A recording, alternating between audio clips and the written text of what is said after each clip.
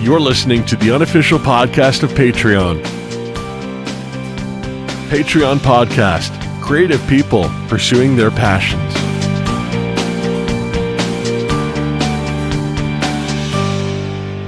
Hi, my name is Chris Cowan, and this is Patreon Podcast, the unofficial podcast of Patreon, where normally you get to meet creative and inspiring people, find out how you can be part of their project, and maybe even get a little bit of insight into your own creative journey as well.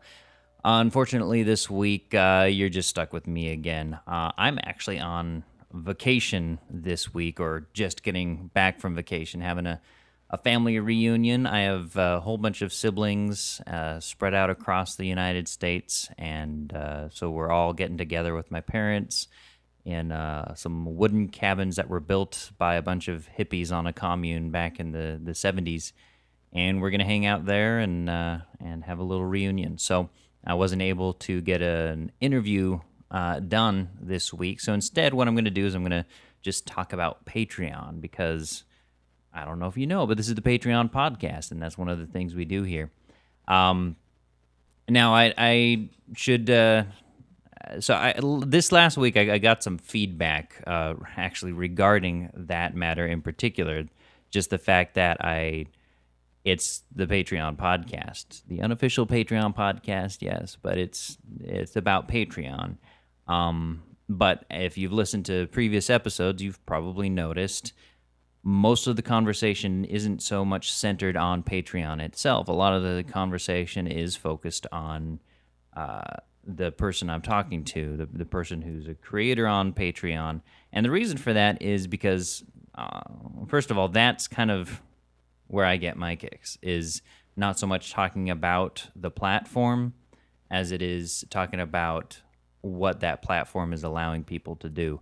I see Patreon as a platform for creative people to keep being able to do what they're already doing, and as an outlet for that creativity. And so that's why when I'm recording an episode, I don't put all the emphasis on the platform, because it's just basically a means to the end, which is ultimately, I'm a creative person, I want to do creative things. Patreon enables me to take this even further. So that's part of it. Another reason that the conversation isn't, primarily focused on Patreon is a lot of the people I interview are either just or tend to be just getting started on Patreon. I mean, obviously, there's the gambit is quite spread out. There's people who are doing really well, like in the last episode with Sayer, where he felt he was setting his milestones too closely together and that they were getting accomplished too quickly, which most creators will laugh at, because that's a nice problem to have. There's other people who have little to no patrons yet, and this is kind of their chance to get on my show and talk about, this is what I'm doing. I think it's cool. If you think it's cool, maybe you want to help support that. And so there's not always a whole lot Patreon-wise to talk about in those conversations. When I do end up having a conversation with someone who's a little more experienced with Patreon or a little more successful, I do try to pick their brain a little bit and try to find out, a little bit about their approach. But again, I see Patreon as ultimately a platform, and I see creativity and the person behind the creativity as kind of the main thing that I focus on. So I did get some feedback this past week from somebody who wasn't happy that some of my episodes focus very little on Patreon itself. And I mean, I always talk about Patreon in every episode. We always go over the creators page, and we always talk about we talk about their page on Patreon and what their approach is, what their incentives are, what their milestones are, that kind of thing. But it is only a small portion of most shows. And that's, so I can understand why that would be confusing to someone, because they do see the name Patreon podcast. I try to make it clear in the show description. It's interviews with conversations with creative people. I try to make that clear in most of the show notes. Here we're having a conversation with so and so. But I can still understand where there could be some confusion where people are expecting more about Patreon. And so I am trying to put in some effort to mix that up a little bit. And so that's why I'm recording this show today, is we're going to be talking about just Patreon today. And it's going to be a shorter episode because I don't have a whole lot to cover. But it's stuff worth talking about, I think. One thing I did want to mention, first of all, is Jack Conte. Of course, he's the CEO of Patreon and half of Pomplamoose.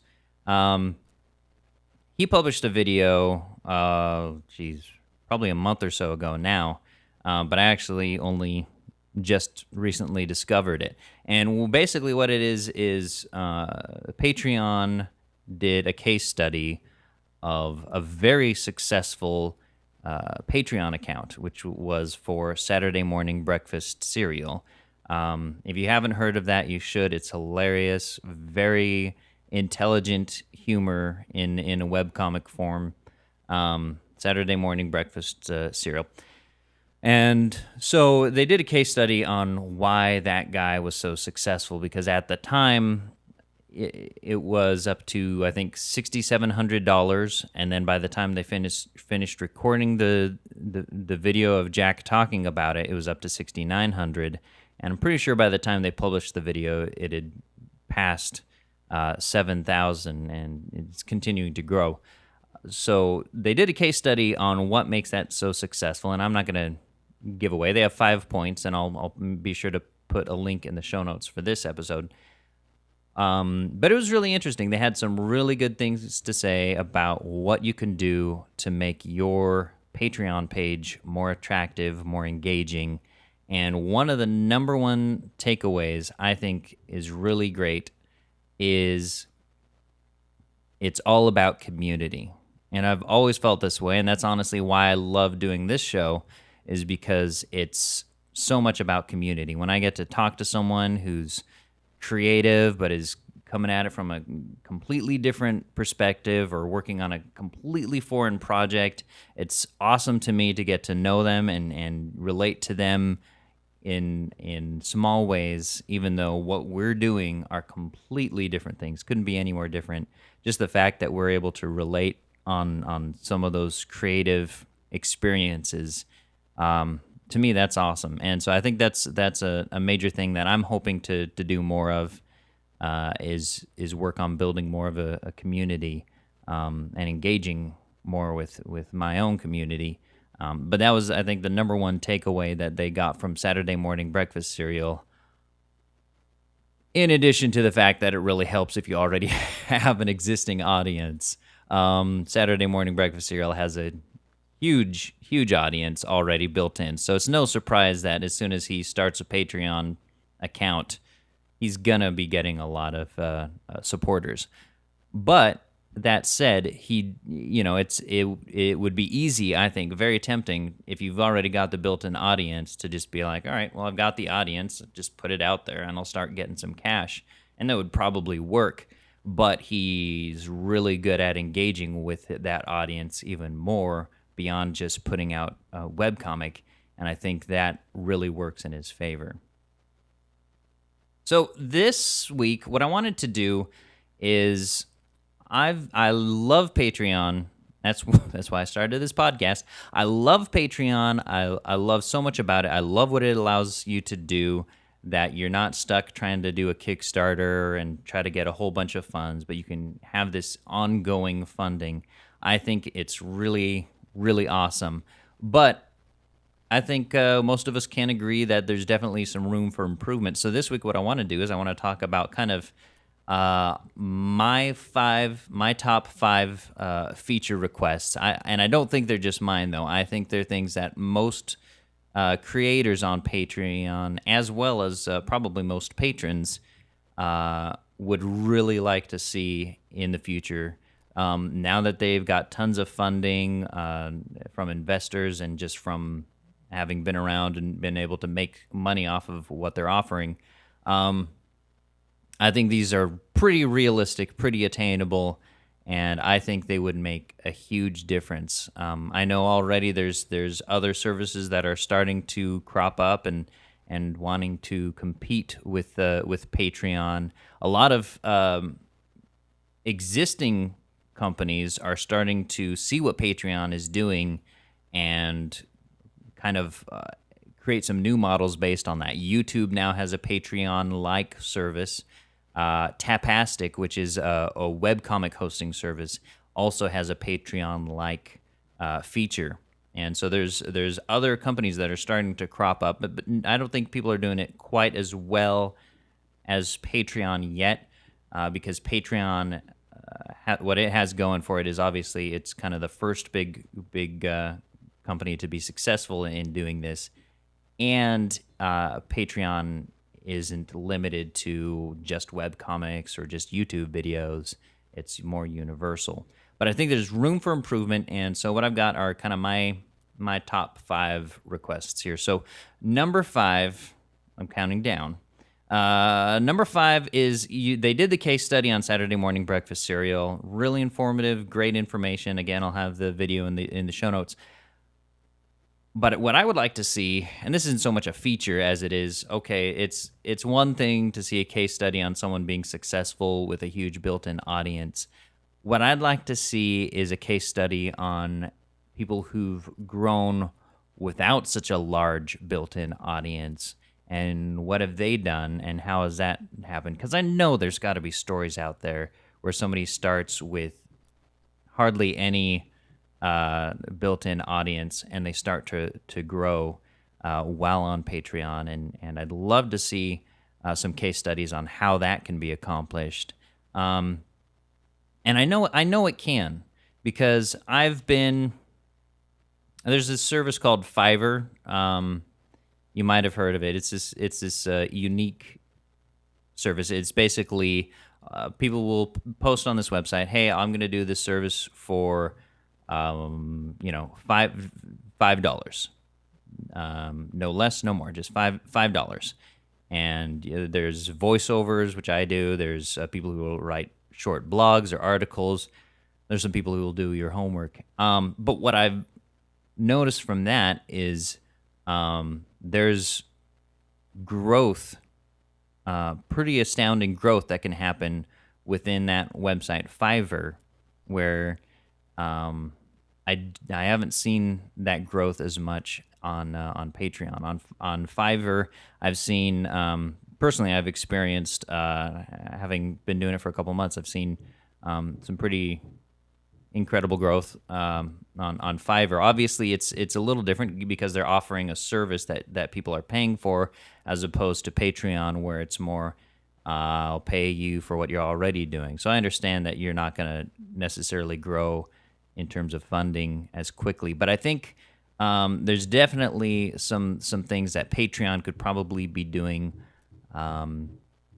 to help promote people who don't have a built-in audience a little bit better. I love what they've done with their front page now, where you're getting this feed of new content and new creations, but it still kind of feels like it's geared towards people who have some kind of following already. And I'd love to see more of a new, independent people who don't have that built-in audience. And so I don't know exactly how to tackle that, but I'd love to see them, see some more signs that they're working to help people build an audience, and doing their job to promote on the front page and in other ways, people who don't have thousands of followers. Number 4, more visible website links on Patreon pages. If you go to somebody's Patreon page, there's a bunch of links across the top, Facebook, Twitter, all that stuff. And my initial thought is, oh, great, this is a link to their Facebook page or their Twitter account. But it's not. It's a link for you to tweet out their page, which is nice. It's nice that they have an easy way for you to promote someone else's page. But looking for someone's actual website or actual YouTube page can be a little bit trickier. It's basically on the lower left-hand corner of the screen, and it's kind of hidden. It's not very visually, it doesn't stand out. And honestly, when I'm looking at somebody's Patreon page, first of all, a lot of creators make the mistake of when they publish their creations on Patreon, even though it's free on their website, they put it as patron only on their Patreon page. And that's a problem because then if my introduction to them is their Patreon page and all I see is a bunch of patron only creations, I'm not going to have any real idea what they're doing. I'm not going to have any samples that I can look at and be like, oh, what this person's doing is cool. I want to support them. I would like it if there was a more visible, and part of this is something that as creators you can do yourself. You can put a link in the, underneath your picture or your video. You can put a link predominantly that links to your primary website or your Facebook account and stuff. But it would be nice if Patreon had that kind of built-in where it's stands out more visually, so you're not stuck on the Patreon page. You can be like, oh, well, let me click and see what they're all about on their actual website or their actual YouTube account or their Facebook page. Let me like their Facebook page, that kind of thing. So I'd like to see more of that, more visible website and social media links to the creator. Number 3, speaking of links, I'd like to see easier, more visual, more visible download links and links to content. One of the things I've noticed with Patreon is when I post a link, or recently I posted a patron exclusive, some downloadable artwork for my other Patreon account. And one of the things that I've noticed is it's not very intuitive. If there's a download link, it's kind of like this small icon way down in the corner. It's not easy to find. It's kind of in a weird place. And then if I'm just linking to a creation I created, clicking on that seems a bit cumbersome. So I think they can do a better job of making it easier. If I'm wanting to actually access the creation, I think it should be a lot easier. Maybe a link, hey, click here to go to the creation or something like that. I think they could make that a lot better. Number 2, automatically import RSS feeds. If you have a YouTube account, thankfully Patreon makes it really easy to automatically import any new YouTube videos you upload, and that's great.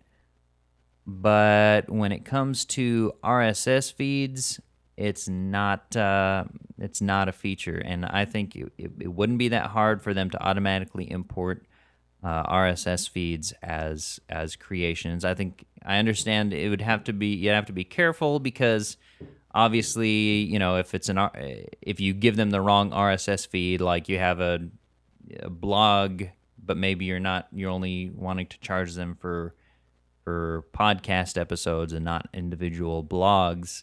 And it could potentially cause some issues where it treats every single entry as a creation instead of just specifically the podcast ones. But still, I think as a feature, because it's okay, it's a total first world problems, but it does become a bit of a hassle if you're someone who's a creator and you're already involved in social media and already in the habit of posting your creation to your various social media outlets. It gets a little bit cumbersome. Okay, I got to post to Facebook. Oh, I should tweet this out. Maybe there's a Reddit page or something, Pinterest, and then on top of all that, okay, now I got to post this link to Patreon. I think it would be a lot better if it automatically imported RSS feeds. I don't think that would be too difficult.